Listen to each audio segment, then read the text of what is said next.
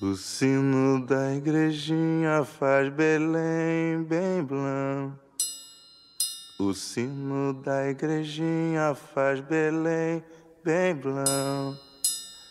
Deu meia-noite, o galo já cantou. Seu tranca-rua que é dono da gira. Foi corre, gira que Ogum mandou. Arô, Exu! Exu! Alex, o que é Umbanda para você?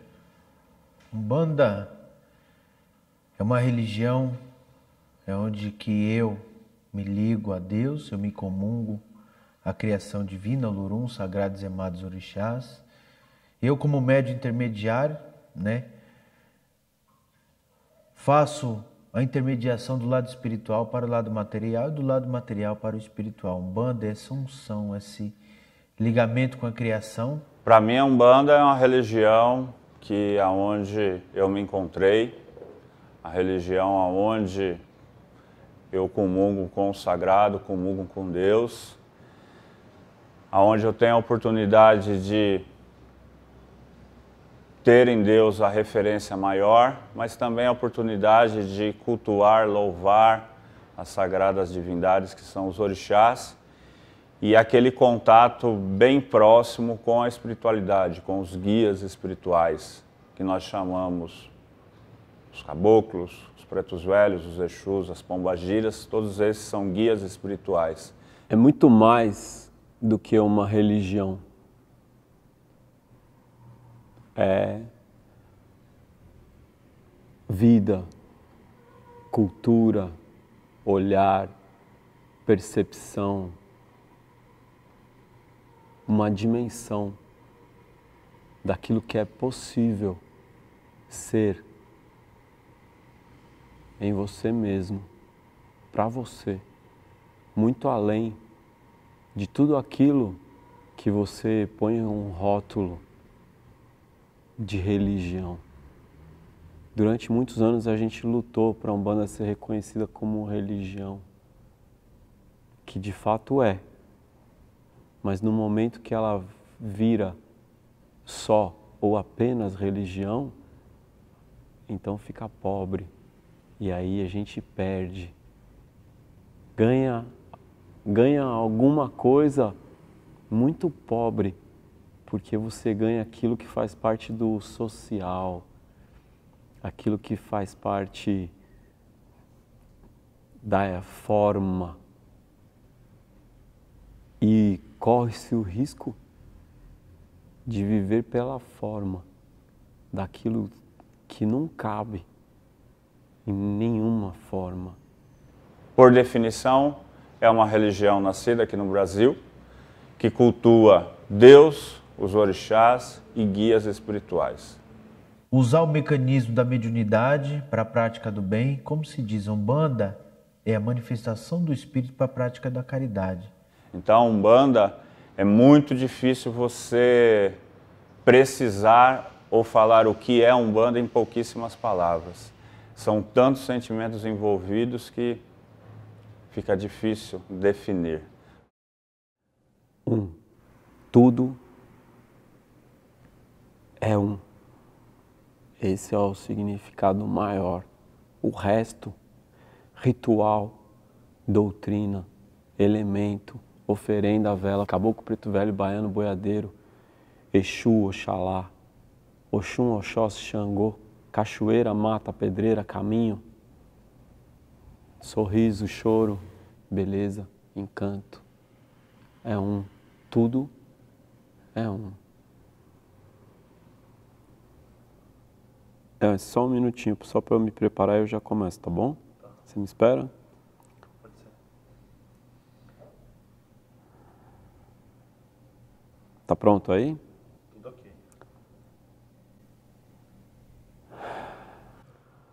Umbanda sou eu.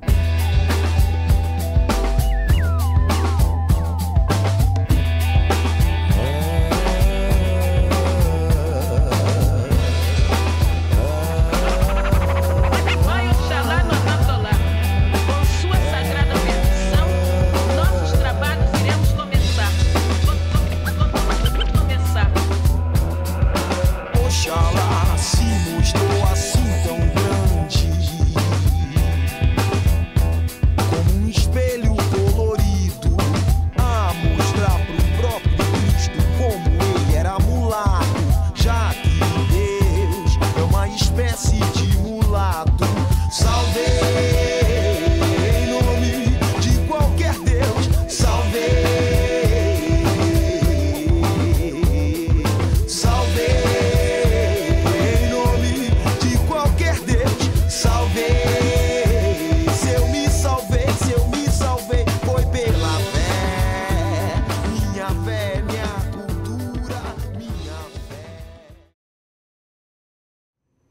Uma vez eu vi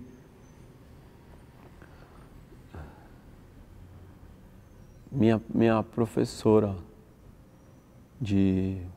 doutora de Sociologia, Patrícia, dizer: a Umbanda é como a água. Você põe aí na mão, mas não pode fechar, senão ela te escapa por entre os dedos. É assim.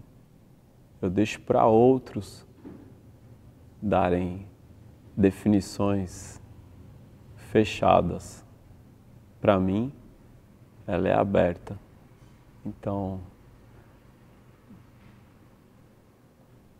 você pediu minha visão pessoal.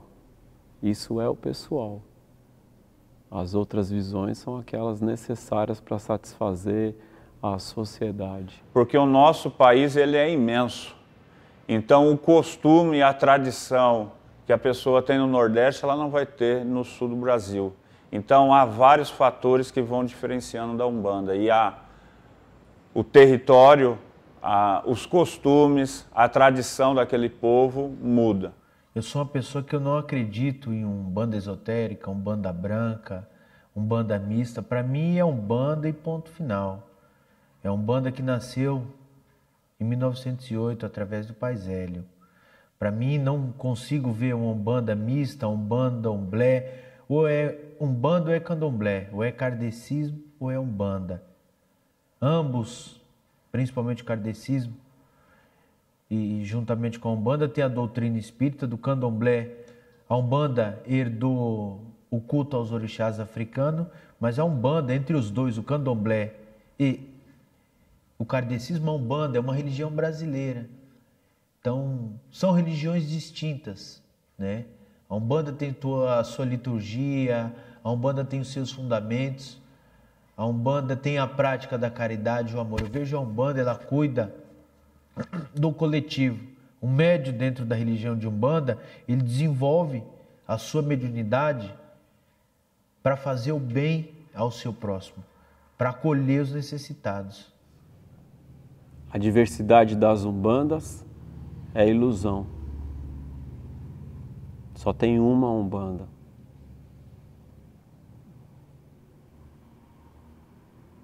E as Umbandomblé? É a liberdade de cada um. A liberdade de cada um de colocar em recipientes diferentes a mesma água. Umbanda é a água, não é o copo. A diversidade, ela está entre a xícara e o copo. A Umbanda não é nem a xícara nem o copo. A Umbanda é essa água aqui, ó. Isso é Umbanda. Xícara e copo são Umbandas.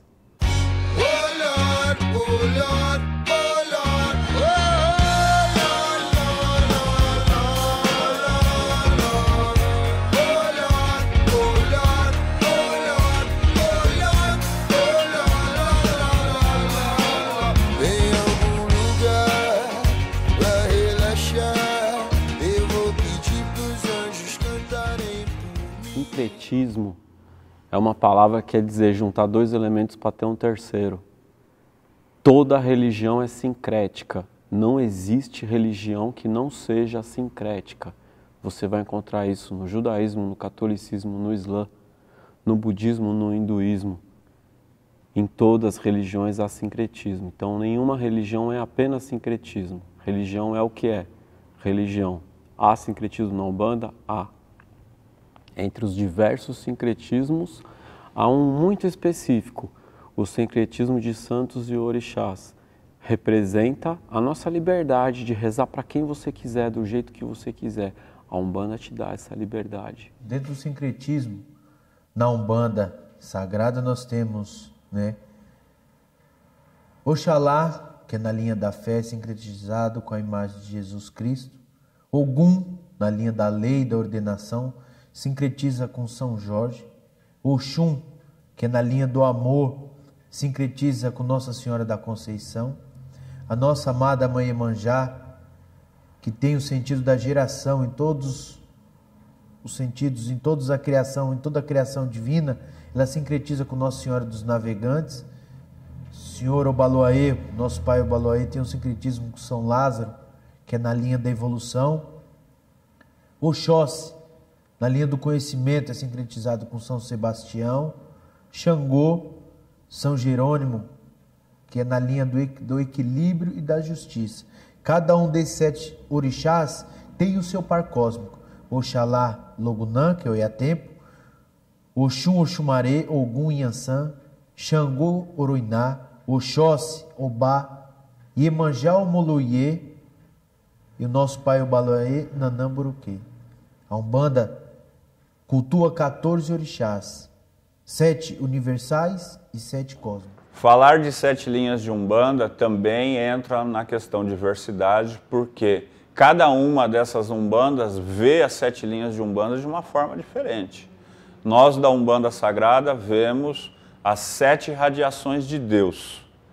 Cada irradiação dessa tendo uma bipolaridade, se dividindo em um orixá irradiador daquele poder e um orixá absorvedor. Então, por exemplo, na linha da fé, na irradiação da fé, temos o orixá Oxalá, que é o irradiador, e a grande mãe Logunã, absorvedoras dos excessos da fé. As 7 linhas de Umbanda praticadas dentro da Umbanda Sagrada, que foi trazida por Pai Benedito de Aruanda através do médium Rubens Saraceni, vai diversificar de quem pratica Umbanda esotérica, vai diversificar de quem pratica uma Umbanda, vamos falar assim, tradicional, ou aquele terreiro que tem um conceito forte do kardecismo vai ter uma outra visão. Então, não há um conceito geral do que é ou como cultuar, ou essa é a forma certa. E a espiritualidade, ela entende que isso é correto, porque cada um tem um entendimento, e ela vai tentando da melhor forma possível dar apoio àqueles grupos que existem aí no nosso Brasil. Então, há uma diversidade muito grande do entendimento. Claro, santo é santo, orixá é orixá. São Jorge não é Ogum, Oxalá não é Jesus, Iemanjá não é Nossa Senhora. Tua liberdade de rezar para os dois, como dois, ou como um, ou como você quiser. Reza para quem você conhece. Não tem certo, não tem errado, tem o que você sabe fazer. O que é que você sabe fazer? Para quem você reza? Vamos, 7 linhas da Umbanda! Pois salve a Umbanda! Vamos saudar as 7 linhas dos orixás. Da natureza, 7 são as vibrações de Pai Oloro, Pior, a Cristão,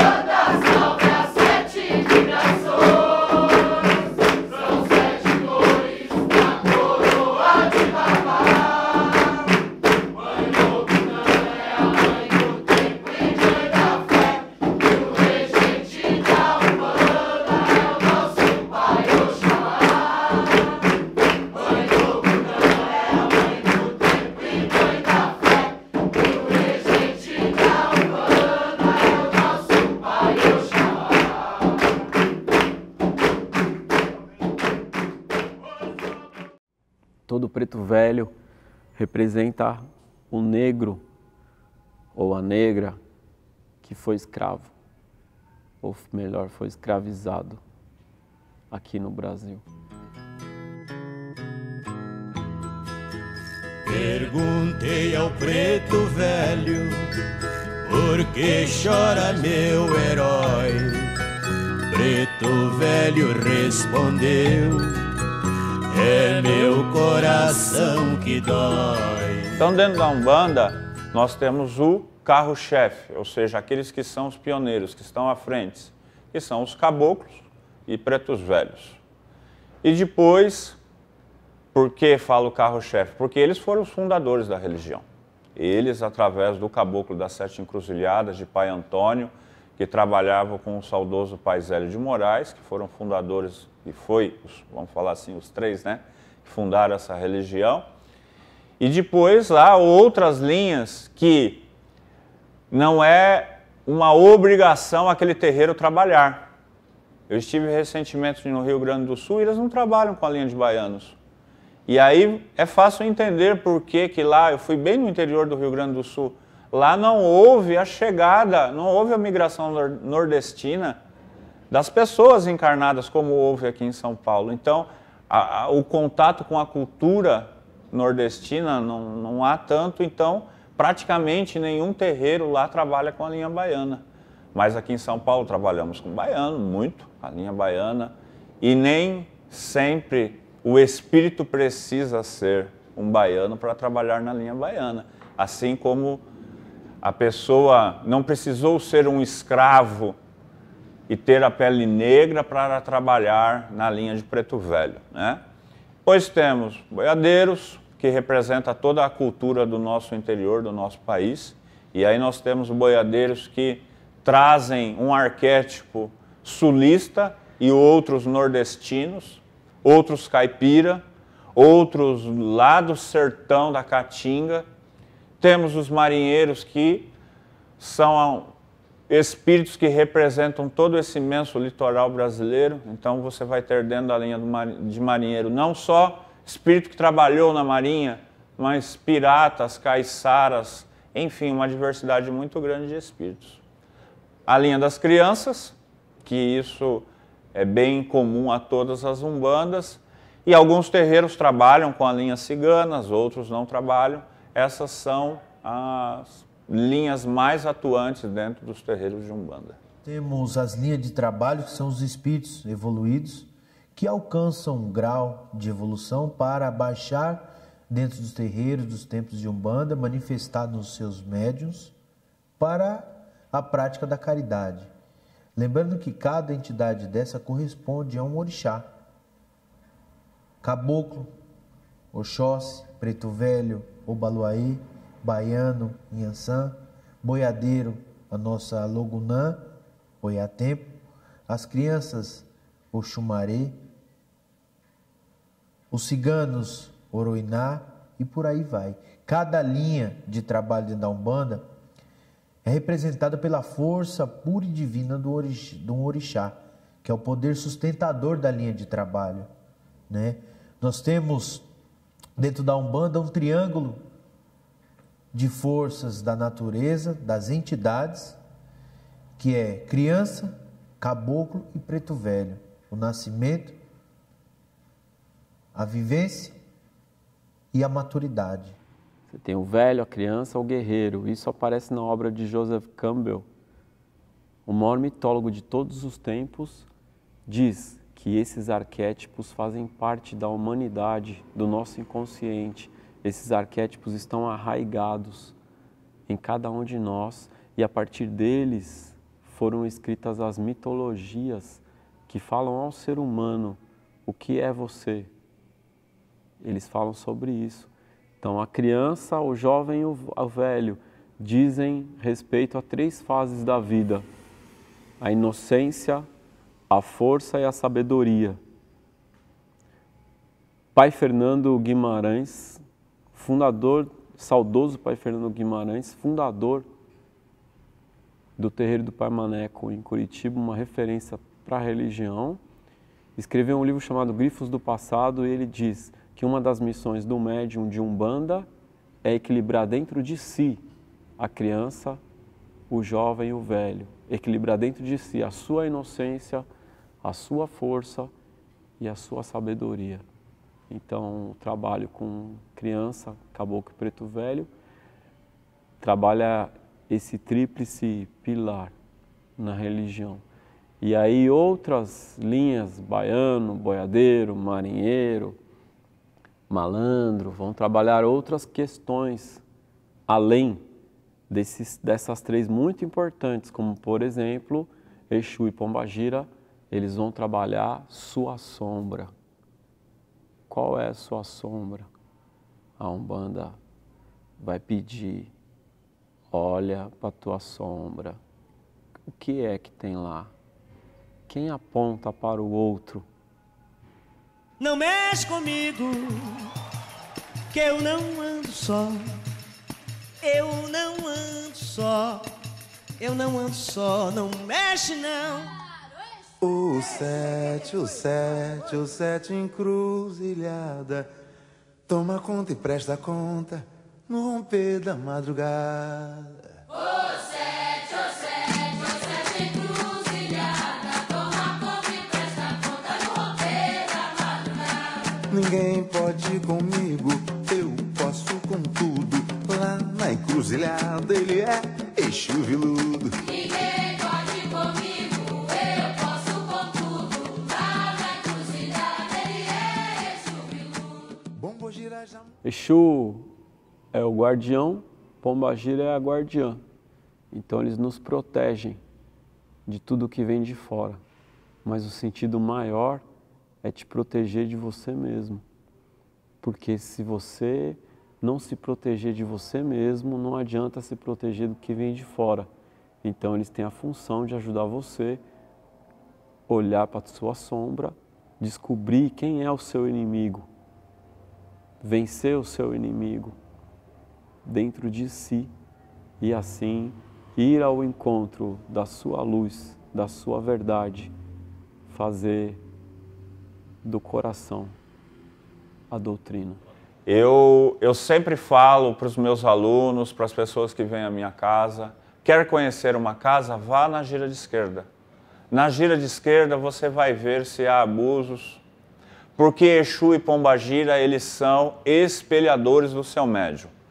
Isso está muito bem definido no livro que Mestre Rubens fez, o Orixá Exu, Fundamentação do Mistério na Umbanda.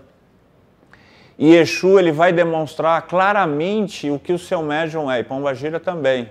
Então, se o médium tem problemas com álcool, esse Exu vai beber muito. Se o médium tem algum tipo de, vamos falar assim, fala muito palavrão, vai ser um Exu que fala muito palavrão. Vai também trazer características positivas. Se o médium é estudioso, você vai ter um Exu extremamente sábio, que usa muito bem o poder da palavra. Se você tem um médium caridoso, você vai ter um Exu totalmente desprendido de qualquer coisa. Ele não vai querer nada em troca. Ele vai querer ali a afeição das pessoas. Então, a gira de Exu, de Pombagira, é perfeita para a pessoa ver se há um foco extremado em roupas, em festa e não no conteúdo, se há problemas com bebidas, se há algum tipo de assédios, porque se a pessoa tem algum tipo de excesso no campo sexual, vai demonstrar isso com o Exu incorporado. Por quê? Exu mostra o emocional. Bem, Pombagira, né, nós falamos que é o Exu feminino, o Exu mulher. Dentro da Umbanda, ela representa, tem a sua realidade natural do estímulo, da realização, o estímulo de todos os sentidos de Deus na vida do ser humano, na vida da criação. Nós temos aí uma grande missão dentro da Umbanda, né, de desmanchar essa parte negativa que colocaram no mistério tão maravilhoso que é o mistério de Pombagira. Pombagira nos traz a realização, o estímulo dos sentidos de Deus. Pombagira trabalha no magnetismo puro da desenvoltura da religiosidade, do médium, né? Então, aquela coisa que Pombogira é um ser feminino que traz a negatividade, que traz amor, desfaz isso e aquilo, isso é dogma. Pombogira tem o seu próprio mistério e realidade dentro do mistério dela. É o outro polo sustentador do mistério Exu. Exu, bem ou mal, Exu é executor. Exu, ele vai trabalhar a mando da lei. Exu incorporado no seu médium, ou seja, dentro de um contexto religioso, ele só pode fazer o bem, obviamente. O terreiro de Umbanda é religião, e como é religião, só pode fazer o bem. Então, dentro de um terreiro de Umbanda, jamais você vai ver Exu fazendo mal a ninguém. Agora, Exu é um poder mágico, assim como todos os mistérios de Deus. E, sim, há muitas pessoas por aí que o ativam magisticamente, aprendem a evocação, aprendem as fórmulas mágicas, os lugares, e vão lá e levam oferendas a essa força. E aí, ele, como executor, torna-se ali um elemento mágico. E aí ele pode, sim, trabalhar de forma negativa. Agora, no contexto religioso, incorporado do seu médium, dentro de um terreiro de Umbanda, sempre, sempre, sempre positivo. Eu vou botar teu nome na macumba, vou procurar uma feiticeira, fazer uma guiçuba pra te derrubar. Oi, ai, ai, você me jogou um feitiço, quase que eu morri. Eu sei o que eu sofri, Deus me perdoe, mas vou me vingar. Eu vou botar, vamos lá, eu vou botar. Dentro da religião de Umbanda, sou um terreiro, um templo de Umbanda que trabalha na lei maior, ele jamais vai executar um trabalho dessa maneira. A entidade jamais vai aceitar um trabalho desta maneira. Nós trabalhamos dentro da Umbanda totalmente dentro do livre-arbítrio. Você não pode intervir o livre-arbítrio de ninguém. Jamais dentro da religião de Umbanda se faz amarração, se pede o emprego de outra pessoa, negativa aquela pessoa para que ela perca o equilíbrio natural dela no trabalho, na sua parte financeira, no amor. Jamais. O efeito de um trabalho desse é totalmente negativo, tanto para quem está fazendo ou para quem está recebendo. Dentro da lei maior e da criação divina, todo mal que é feito, que se pede contra o seu semelhante, a metade desse mal já fica com quem está pedindo. E outra metade, infelizmente, vai. Eu coloco isso como uma pessoa que não faz nem parte do contexto religioso, no mínimo uma pessoa ignorante ou até estelionatários, né? Porque o que nós vemos pelas ruas aqui, principalmente de São Paulo, essas plaquinhas, traga o seu amor de volta, e aí a cada semana eles colocam um nome diferente. Né? É Mãe Oxum, é Tranca-Rua, é Pombagira isso, é aquilo, aquilo outro. Isso daí são marginais, são bandidos que estão só à procura de dinheiro e mais nada. E quais são os efeitos de alguém que pede isso, que procura uma amarração? Qual é o efeito da pessoa que procura e da pessoa que faz? Nada passa batido aos olhos da lei maior, aos olhos dos orixás.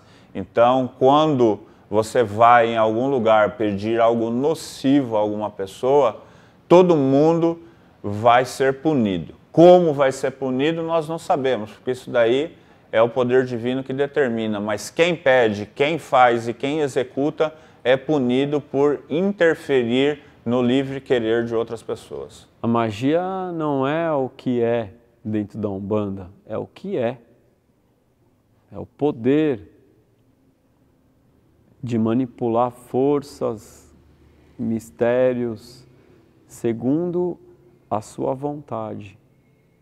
Pelo fato da Umbanda ser uma religião, e toda religião é mais ou menos mágica. Se Moisés bate um cajado na pedra e sai água, para nós é magia. Se Moisés joga o cajado no chão e vira uma serpente, é magia. Se Jesus impõe mãos e expulsa espíritos, é magia.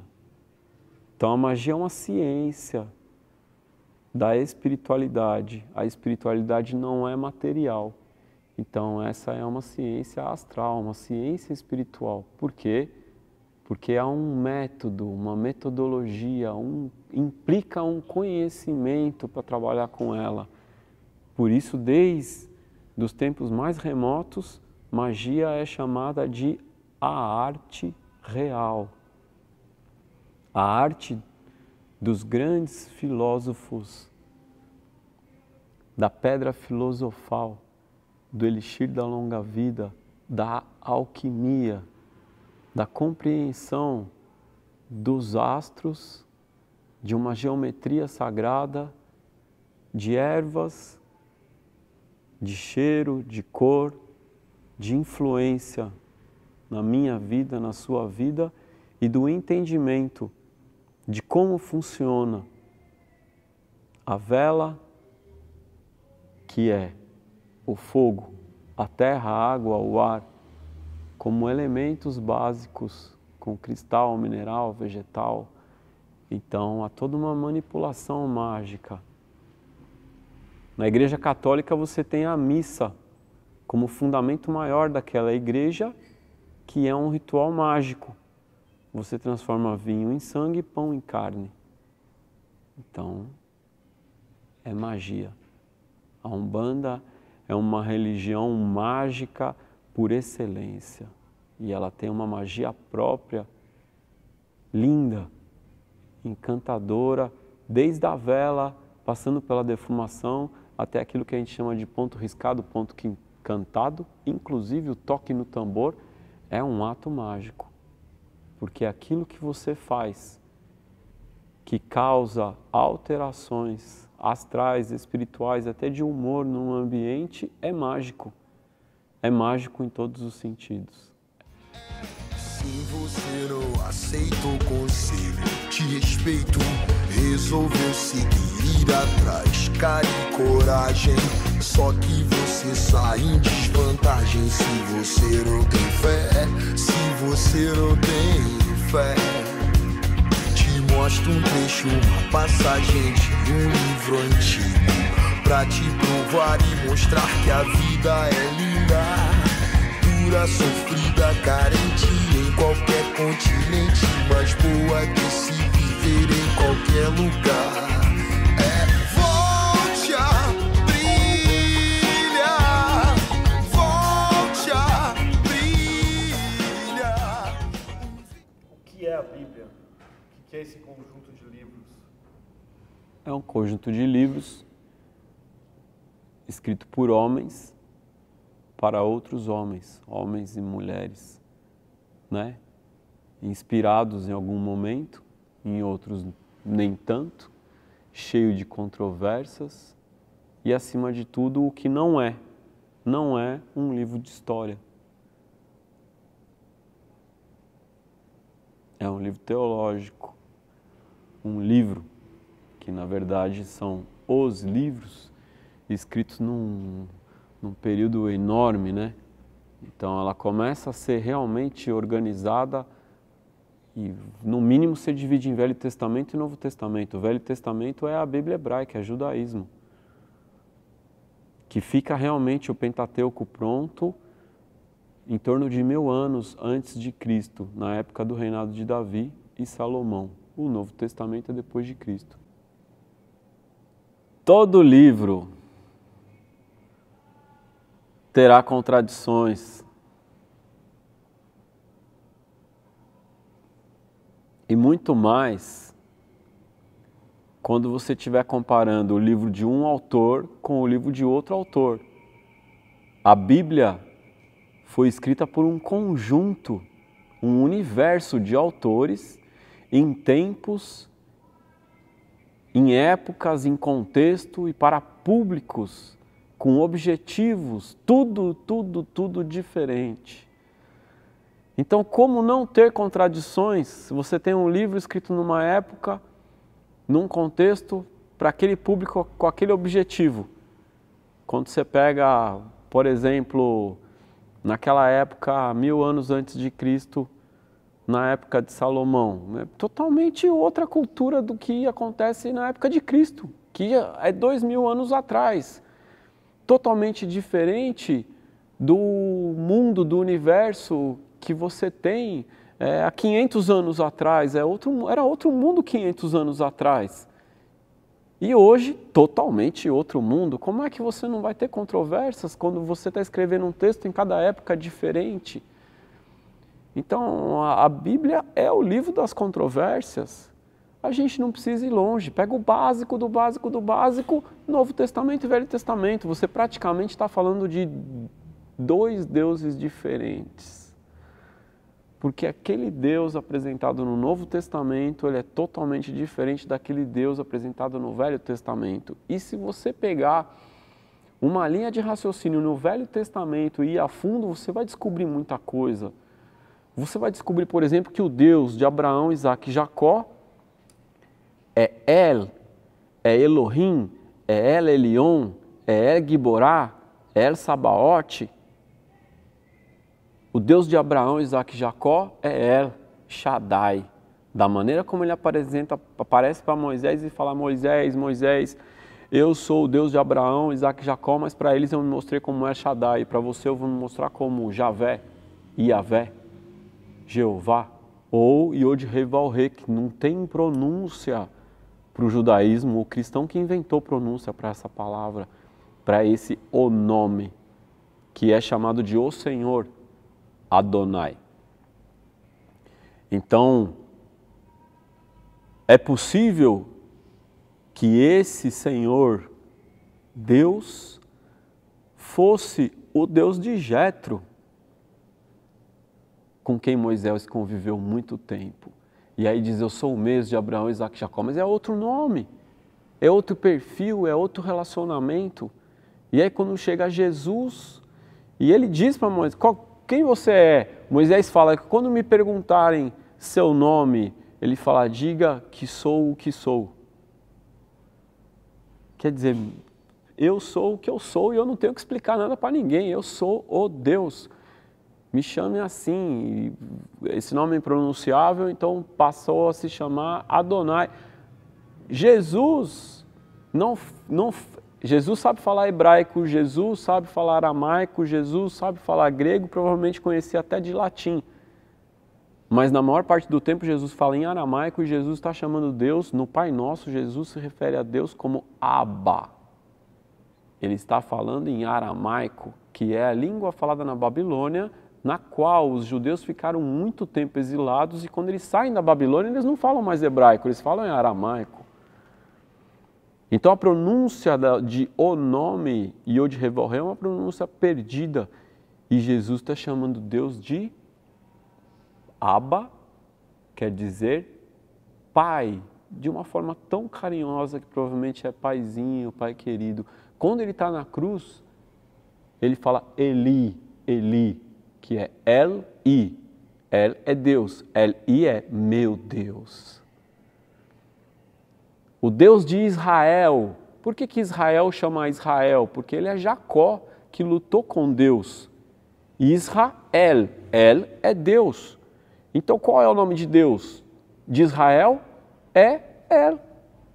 Assim como o Deus de Akenaton é Atom. O Deus de Tutankhamon é Amon. O Deus de Israel é El. Já basta, se você tem contradição com relação a Deus, o que dirá do resto? É um livro de contradições. Eu respeito muito os evangélicos. Eu tenho muito respeito por eles. Eu tenho conhecimento de casos de intolerância, mas generalizar também é intolerância. Então, se eu falar que homem não presta, estou generalizando. Se eu falar que mulher não presta, estou generalizando. Então, homem presta sim. Pode ser que aquele não teve afinidade com aquela mulher. Mulher presta, mas pode ser que aquela não teve afinidade com aquele homem. E evangélico quer dizer, aquele que estuda o evangelho deve ser respeitado. E eu respeito e ponto final. É o meu respeito a eles, o respeito deles por mim também. É isso. Quanto a peculiaridades teológicas, cada um é livre para ver Maria ou deixar de ver Maria, ou Jesus, José, como achar melhor, porque é a liberdade teológica deles. Dentro da Umbanda a gente tem diversidade de opiniões, o que dirá na religião dos outros. Então, o outro da outra religião, ele deve ser respeitado absolutamente. Isso se chama alteridade, respeitá-lo como ele é e não como eu seria no lugar dele. O meu respeito absoluto a todos os evangélicos. O Zé, deixa estar o candeeiro, que o terreiro está iluminado pela lua. Pela lua, Zé, pela lua, seu José, pela lua. Eu falei pela lua. Pela lua, Zé, pela lua, seu José, pela lua. Zé Pilintra é uma figura lendária, que surge, lendária, mas real.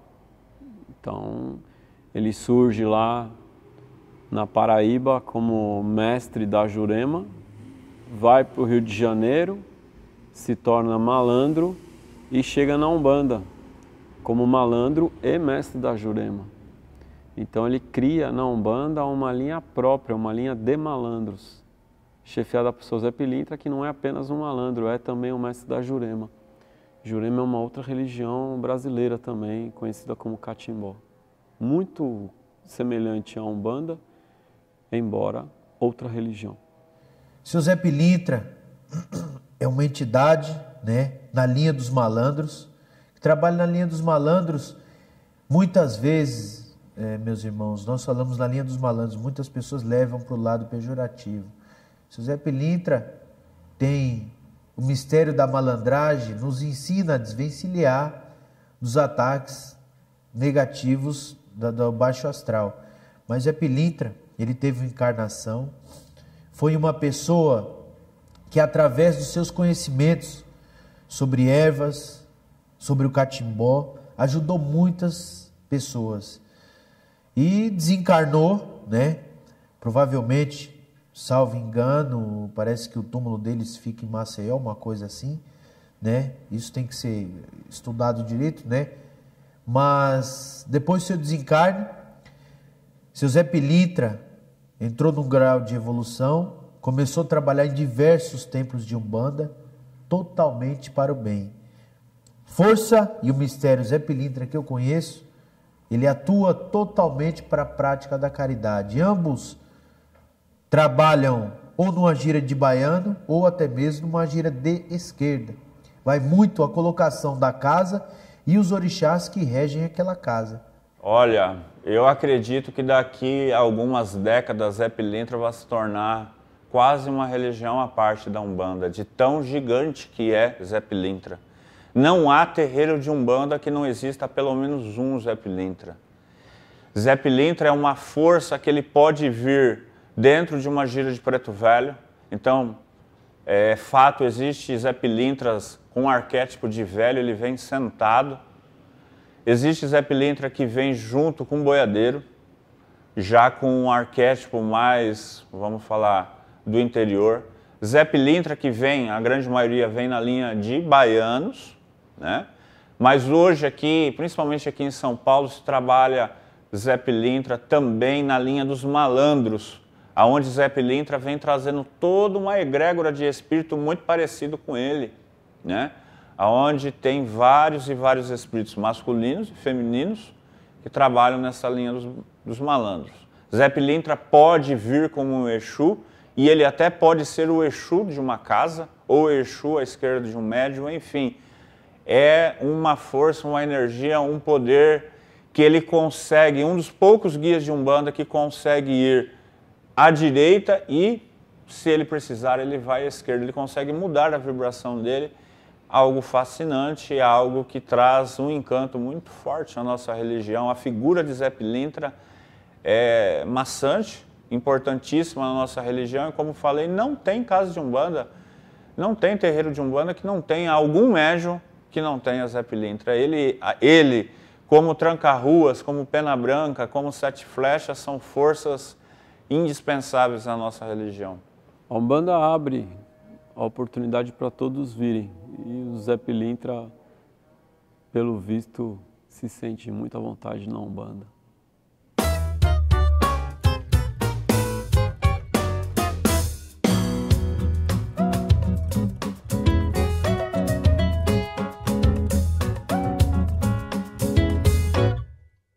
Defumei o corredor, perfumei o elevador, pra tirar de vez o mau olhar. Bem, nós falamos da defumação dentro da Umbanda. É engraçado que eu vejo, né, dentro da Umbanda, muitas pessoas falam que a defumação é macumba.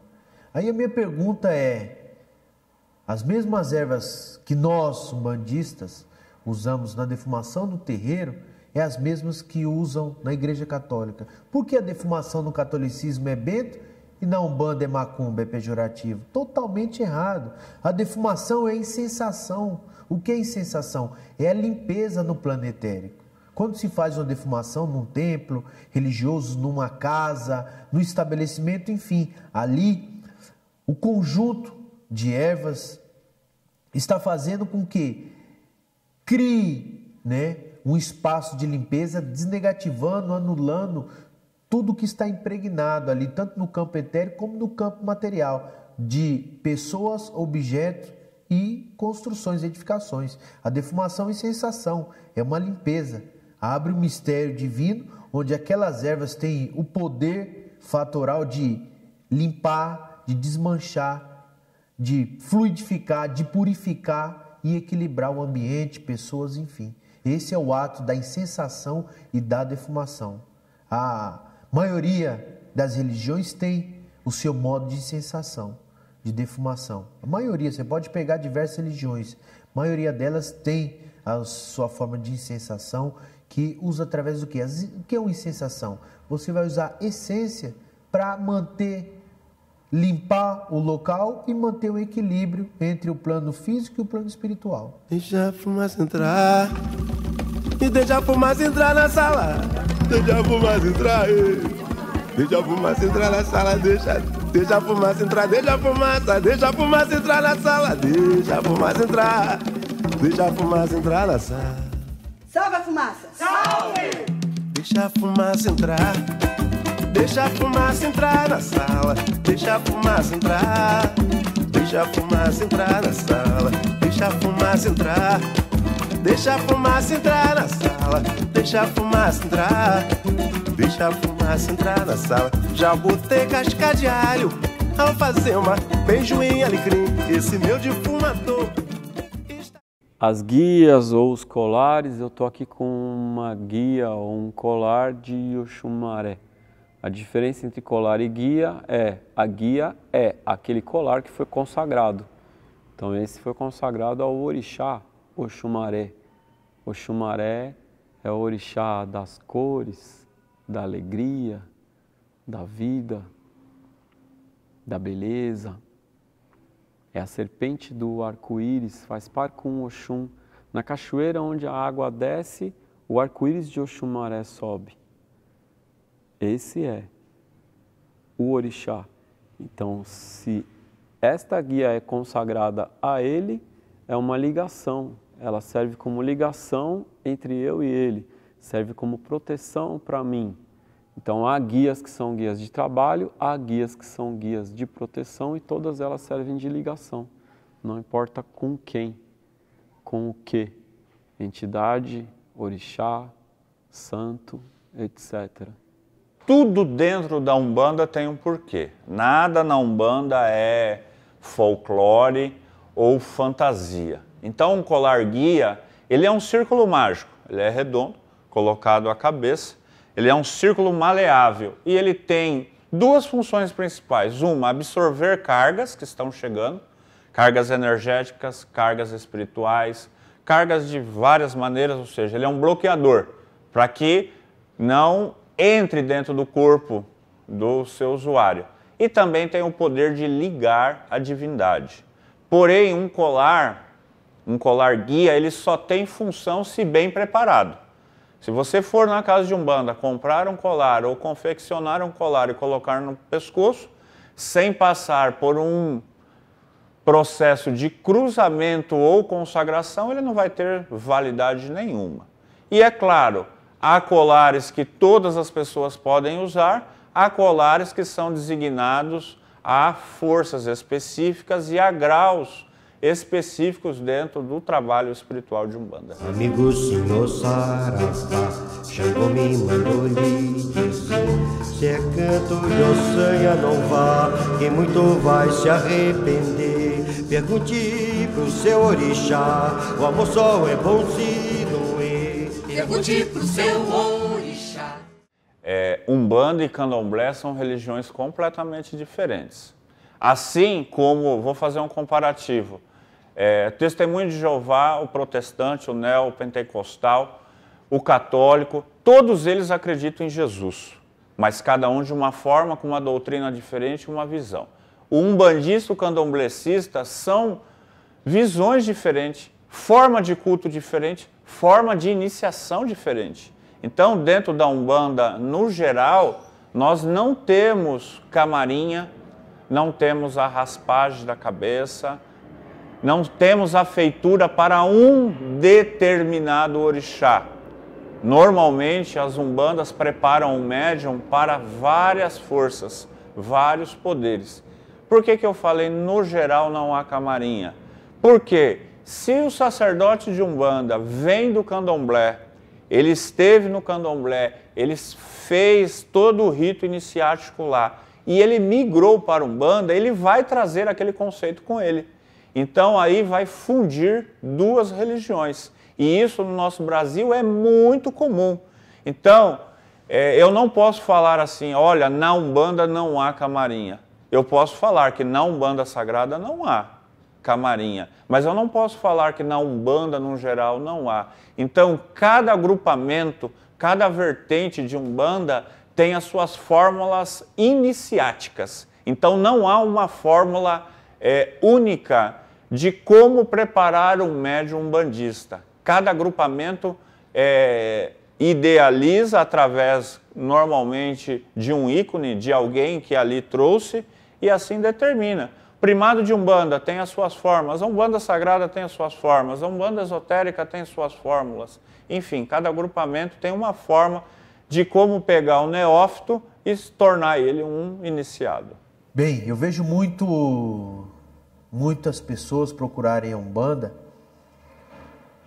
falando que foi num lugar, foi assim, ou até mesmo no templo, ou aqui no templo, falando que é médio, que as entidades falaram que é médio. É muito fácil você colocar um branco, entrar para a religião de Umbanda, entrar para um centro. O que tem que ser feito de primeiro é uma reforma íntima. Ele, não adianta ele pôr o branco, suas guias no pescoço, desenvolver, manifestar entidades e não se reformular. E não fazer... O que é a reforma íntima? Ele tem que se fortalecer, tem que se reformular, tem que se reformar interiormente. Né? As pessoas chegam até um sacerdote, um bandista, ou até mesmo até um médium e perguntam: é verdade que a Umbanda faz o mal? Não, a Umbanda não faz o mal. O mal mora dentro de todos nós. Sobressai qual que você alimenta. Se você alimentar o mal, ele que vai sempre estar sobressaindo em você. Se você alimentar o bem, é ele que vai sobressair. Na Umbanda, quem faz o mal é o homem. Quem faz o mal dentro da Umbanda é aquele médium, aquele assistido que já entra dentro de um templo mal intencionado, invejando o seu próximo, querendo mal. Entra dentro de um templo com olhares duvidosos. Essas pessoas, esse é o mal da Umbanda. Mas a Umbanda, a religião em si da Umbanda não é mal, não faz o mal. Respondo pela religião de Umbanda e o Templo da Luz Divina de Ogum. A Umbanda não faz o mal. A Umbanda é a manifestação do Espírito para a prática da caridade. Zé de Moraes, fundador da Umbanda, dá início à religião dizendo: manifestado com o caboclo das 7 cruzilhadas. Que a Umbanda é a manifestação do Espírito para a prática da caridade. A caridade é uma palavra muito mal compreendida, porque ela vem de caritas no latim e vem de charis no grego. Numa origem mais religiosa, ela se tornou tradução da palavra ágape em grego, e não apenas do caritas. Enquanto ágape, caridade é amor. Então, Umbanda é a manifestação do Espírito para a prática do amor divino.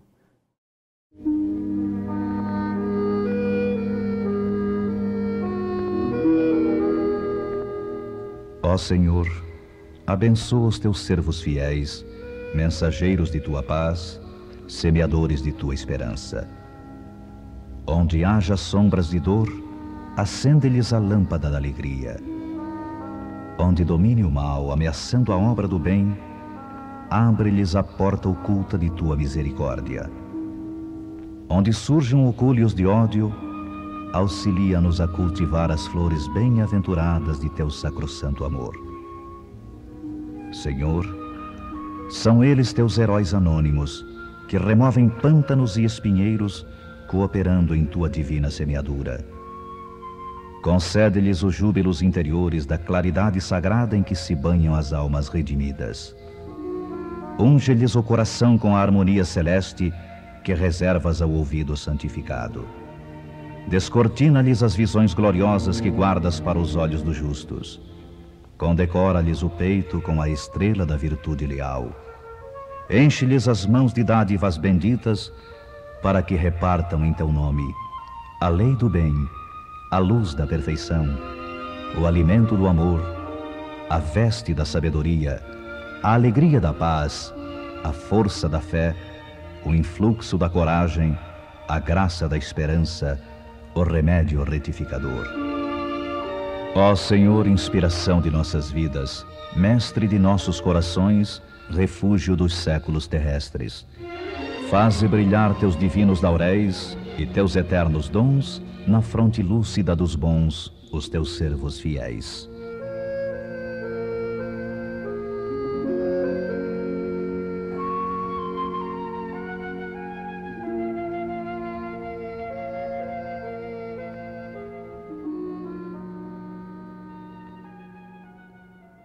Meu Pai espiritual, meu Mestre espiritual, meu melhor amigo, meu companheiro,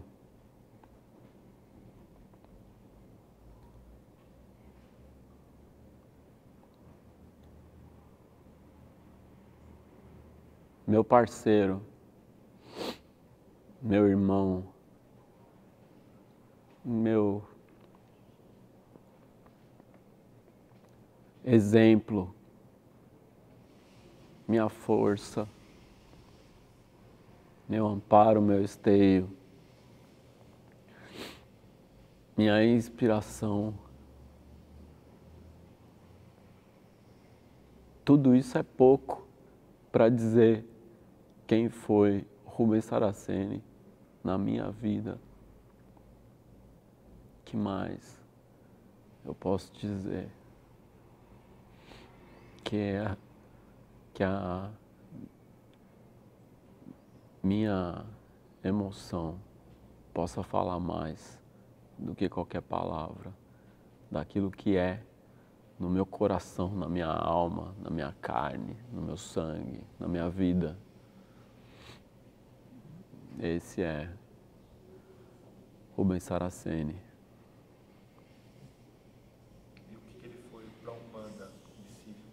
Para a Umbanda, Rubens Saraceni é um divisor de águas. Ele trouxe cultura, informação, ele trouxe ensino, escola, livro, texto, aprendizado, experiência, vida. Mais de 50 títulos publicados e outros tantos que estão ainda em posse da família, da querida mãe Alzira Saraceni, das queridas Estela Saraceni, Graziela Saraceni, Maurício Saraceni, dessa família querida que sempre me acolheu com muito amor. É um divisor de águas, Rubens Saraceni na Umbanda. A partir dele surge a literatura psicografada na Umbanda. O romance mediúnico umbandista surge a partir dele, que é o primeiro médium psicógrafo de Umbanda, autor mediúnico do grande best-seller da religião, o livro que ensinou quem é, o que é um Exu. Chama-se O Guardião da Meia-Noite. Depois desse livro, muitos outros vieram. Muitos outros médiuns vieram. Depois que o Rubens idealizou, com o amparo de Pai Benedito de Aruanda, o curso de teologia de Umbanda, é que surgiu o ensino religioso organizado dentro da religião, não apenas para os filhos de santo de um terreiro, mas de forma aberta para quem queira entender Umbanda. E um preparo sacerdotal. Também inspirado o preparo sacerdotal também no trabalho e na obra de Pai Ronaldo Linares, presidente da Federação Umbandista do Grande ABC, do Santuário Nacional da Umbanda. E Rubens tem uma releitura e traz o estudo teórico organizado, livre de teologia da Umbanda. Ele é a maior referência da atualidade. Ainda é ele a maior referência atual, mesmo desencarnado. Se você pudesse escolher voltar à vida de novo, você escolheria Umbanda para você? Depende. Voltar à mesma vida? Essa mesma vida eu sou feliz e satisfeito com todas as minhas escolhas, então não mudaria nenhuma delas. Agora, se falar de outra vida, então vai depender aonde, qual o contexto. Eu não sei se eu seria um bandista se eu estivesse morando em outro país, né? Em outra cultura, em outra época. Não sei, não posso dizer, não posso prever. Mas para essa vida, se falar, volta essa vida aqui, rebobina ela. E no tempo certo também, né? Porque eu nasci espírita e foi muito importante eu ter nascido espírita.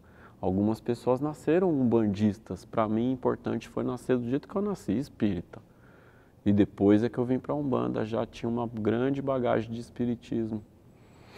Embora minha avó era praticante de Umbanda, eu não conheci ela o suficiente. Ela desencarnou, eu tinha 3 anos.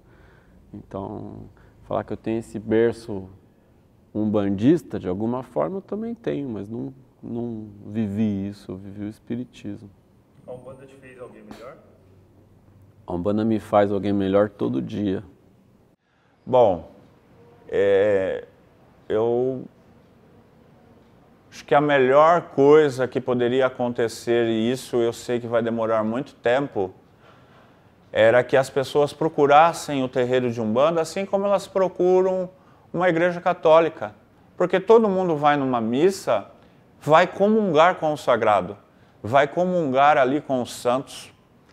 Não vai ali com o foco total de troca.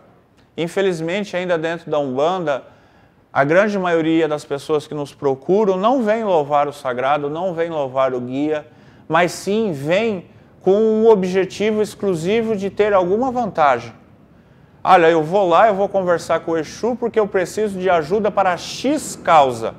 Então, dentro da Umbanda, nós vemos o quê? Uma rotatividade imensa das pessoas que vêm ao terreiro de Umbanda, porque a pessoa vem querendo algo. E aí eu digo para você, quantas e quantas pessoas vão à Nossa Senhora Aparecida? Nem todas conseguem, algumas conseguem a benção. É a mesma coisa no terreiro de Umbanda, nem todo mundo vai conseguir, né? E aí aqueles que não conseguem, culpam quem? O sacerdote, o guia, a religião. Eu sou uma pessoa que enxerga a Umbanda como o nosso saudoso pai Rubens, né? Uma vez ele falou para mim, bem, eu fiz a minha parte, filho, agora está na hora de você e os outros fazerem a sua. Eu enxergo e vibro que a Umbanda um dia cresça, sem dogma, que a Umbanda, por mais que hoje nós falamos, os antigos falam que a Umbanda não precisa de uma catedral, mas é difícil. Hoje a Umbanda cultua a natureza. Onde você vai encontrar uma cachoeira que você tem que andar no mínimo 60 quilômetros. a 70 quilômetros para você achar uma cachoeira limpa, mar, montanha, enfim. Eu sonho com a Umbanda do futuro que ela possa ter uma igreja, uma catedral, onde um umbandista, o praticante, está ali passando pelo sufoco, ele pode ver um templo de Umbanda aberto, ele não precisa só falar com o guia espiritual, ele chega ali, senta, onde vai ter os bancos, um altar aberto, e ele possa sentar e ali ele fazer as suas orações, em silêncio, em conversar com Deus. Eu sonho com a Umbanda aberta, sem dogma, onde qualquer um, tanto praticante ou aquele irmão que precisa de ajuda, que na mesma da hora ele está passando ali na frente, ele vê aquele lugar com as suas portas abertas e sabe que é uma casa de oração, porque um templo de Umbanda é uma casa de oração. Ele vai poder sentar nos bancos, ficar em paz e fazer a comunhão com Deus, comunicar com a espiritualidade. Eu sonho com a Umbanda assim, com a Umbanda aberta para todos.